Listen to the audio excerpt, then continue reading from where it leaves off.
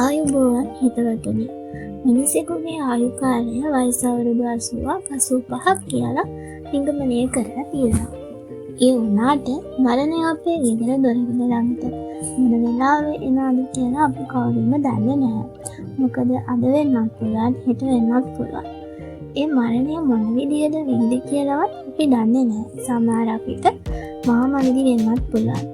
ඉතින් ඔයා ජීවිතය ගැන වඩා දාර්ශනිකව හිතන්න ඕනේ. ඇයි අපි මේ ජීවත් වෙන්නේ කියලා නිතරම ඔයාගෙන්ම අහන්න. ජීවිතය ගැන වගේම මරණය ගැනත් හිතන්න ඕනේ. මරණය ගැන හිතනවා කියන්නේ අසුබ දෙයක් නෙමෙයි. ඍණාත්මක සිතුවිල්ලක් නෙමෙයි. ජීවිතය කියන්නේ මොකද්ද? ඒ අර්ථය ගැන නැවත ඔයාගේ හිත යොමු කරගන්න.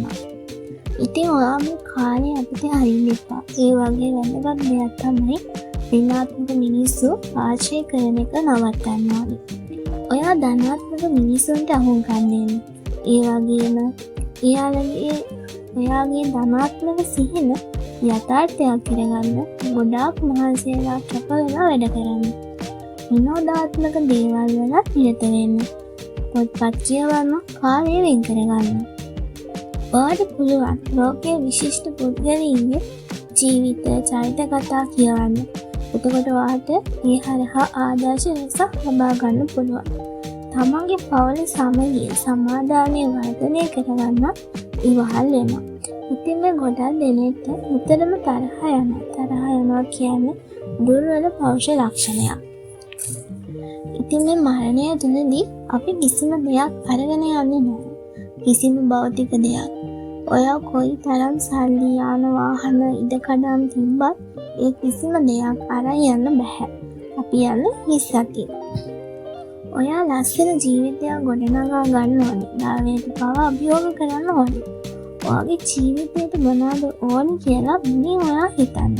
ඔයාට ජීවත් වෙන්න මිල මුදල් විතරක් නෙමෙයි අවශ්‍ය වෙන්නේ. ආදරය, කරුණාව, පරිත්‍යාගශීලීකම, හොඳ හිතක්, මේ හැම දෙයක්ම ජීවිතයට ඕනේ. භෞතික දේවල් වගේම ආධ්‍යාත්මික සංකල්පත් ඕනේ වෙනවා.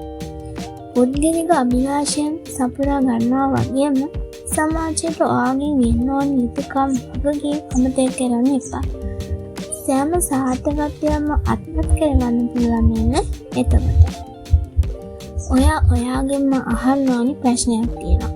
ඔයා නිතරම ඔයාගෙන් අහන්න ගොඩාක් මිනිස්සු මරණකම් මේ ප්‍රශ්න වලට විසඳුම් හොයාගෙන නැහැ. ඔයා ජීවත් වන්න වාලේ ජීවත් වෙලා අසාධක විදිහට නම් යන්න එපා. ඉතින් අදම මේ ප්‍රශ්න පහ ඔයාගෙන් අහන්න. ඒ වගේම තමයි මේ ප්‍රශ්න වලට උත්තර හොයන්න.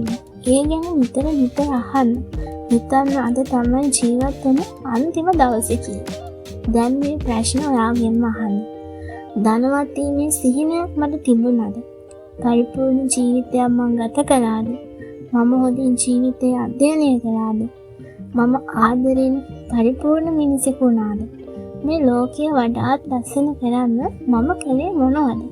ඔයත් මේ ප්‍රශ්න ඔයාගෙන්ම අහන්න. මේ ප්‍රශ්න වලට සාර්ථක උත්තර දෙන්න පුළුවන් නම් ඒක තමයි වඩාත් වැදගත් වෙන්නේ. එහෙනම් තවත් ලස්සන දවසකින් හම්බෙමු.